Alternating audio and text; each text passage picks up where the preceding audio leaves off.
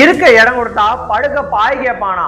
இந்த ஒரு பழமொழியை நம்ம எல்லாம் தவறான சிந்தனையில புரிஞ்சிட்டு இருக்கோம். இந்த ஒரு வீடியோவை பார்ப்பதற்கு முன்பு வரைக்கும்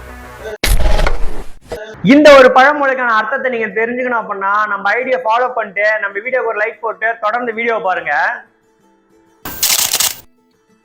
17 கீழ்கணக்கு நூல்களில் ஒன்றான பழமொழி 400. நம்ம இப்ப பேசக்கூடிய பழமொழிக்கெல்லாம் முன்னோடி நூலா இருக்கக்கூடிய இந்த பழமொழி 400ல இருக்கிற பாடல்களோட இறுதியை பாத்தீங்க அப்படின்னா ஒரு பழமொழி சொல்வது வழக்கு. அந்த பாட்டு என்ன அப்படின்னா, சிறிதாய கூழ் பெற்று செல்வரை சேர்ந்தார், பெரிதாய கூழும் பெறுவர் அரிதாம். இடத்துள் ஒருவன் இருப்புழி பெற்றால் கிடப்புழியும் பெற்றுவிடும்.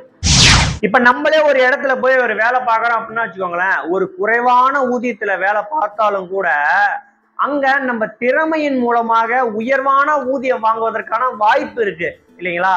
அது போல ஒரு இடத்துல இருப்பதற்கான வாய்ப்பு கிடைச்சிச்சு அப்படின்னா அங்க நம்ம செய்யக்கூடிய நம்ம நல்ல செயல்களின் மூலமாக அங்கே நிரந்தரமாக இருப்பதற்கான வாய்ப்பும் கிடைக்கும் என்பதுதான் இந்த பழமொழிக்கான அர்த்தம். ஆக நம்மளும் நம்மளுடைய திறமையும் நம்ம நல்ல எண்ணங்கள் மூலயமா செய்யக்கூடிய செயல்களையும் வளர்த்துக்கிட்டோம் அப்படின்னா கண்டிப்பா வாழ்க்கையில உயர்வான ஒரு இடத்துல போய் உட்காரலாம், நிரந்தரமான ஒரு இடம் கிடைக்கும் நமக்கும். இது மாதிரி வேற ஏதாவது பழமொழிக்கான அர்த்தம் உங்களுக்கு தெரியணும் அப்படின்னா மறக்காம கீழே கமெண்ட் பண்ணுங்க. அடுத்த வீடியோல பார்க்கலாம்.